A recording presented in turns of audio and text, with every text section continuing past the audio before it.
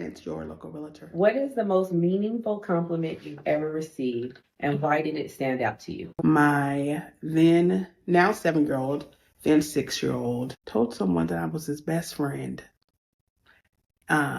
Yeah. And why did it stand out to me is because sometimes I think as a parent, you don't always really realize like the impact that you're making on your children or if you're doing a good job. So it was important that not only did I think I was doing a good job, my children think I'm doing a good job too as well. What painful experience have you went through that you never thought was possible to recover from, that you don't mind sharing with us?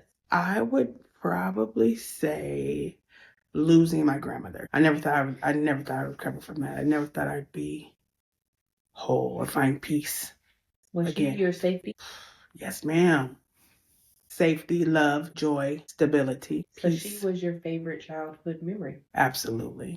Okay. What does raising the bar mean to you? Everything. It is so important. Like you don't even know as you're going through life what lack of exposure and how that affected you, or exposure, whether it's good or bad, how that affected you and steered you in the direction that you're going or want to be. So it is like life altering because I see how it is affecting other people's lives. If you were a book, what would the title be and why? Watch out, here she comes.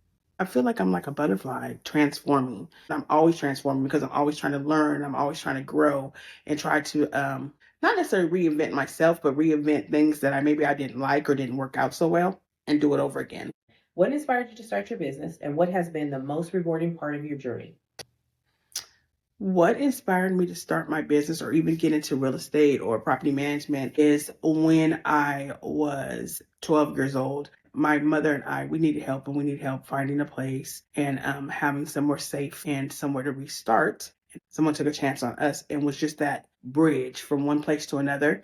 And I always thought that was the greatest thing ever. So me being able to be that and do that is rewarding in a way I cannot explain.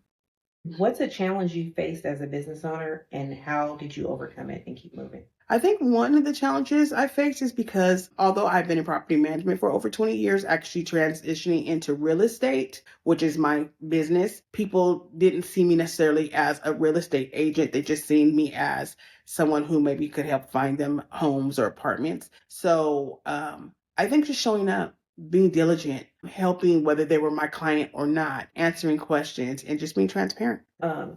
As far as marriage, what's one piece of advice you'd give to someone about building a strong and lasting partnership? One piece of advice I would give someone who about building a strong and lasting partnership is learn to work around this is the greatest advice somebody ever gave me, is learning to work around your mate, learning to still be you and have your individuality, but being able to support and unify with your mate.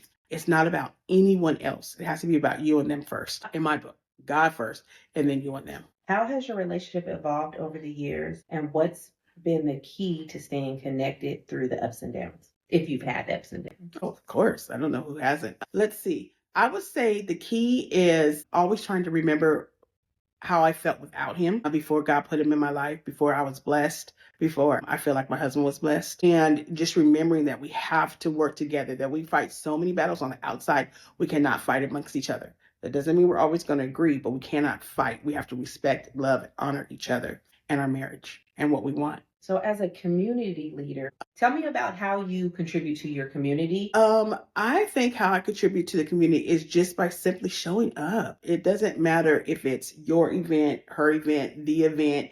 It's not about recognition for me. It's about just showing up and being a part of the movement, especially for children. Especially for children. That is my heart. Just making sure that there is something that brings them joy, something that they can count on. Being a person that somebody helps bring them joy, being a person that they can count on, that they know if Miss Robbin is there, she's going to make it happen. I know you have several things that you do for the community, but with your new adventure, what inspired you to dedicate yourself to Soccer to Autism, and what keeps you motivated to continue that work? So Soccer to Autism, God just gave that to me. Well, to all three of us founding members individually too is just a blessing. One of my children is on the spectrum, and we think possibly two other ones as well. But just realizing that even though if we took them to a sport event or we took them to an event or socialization thing or anything, that although that they were allowed to participate, they weren't always welcomed or wasn't always conducive, right? And just realizing that there's such a need for children who are autistic, right, or on the spectrum, for them to have somewhere that's inclusive just for them. It just was in my heart. What do you want or what do you see being your legacy?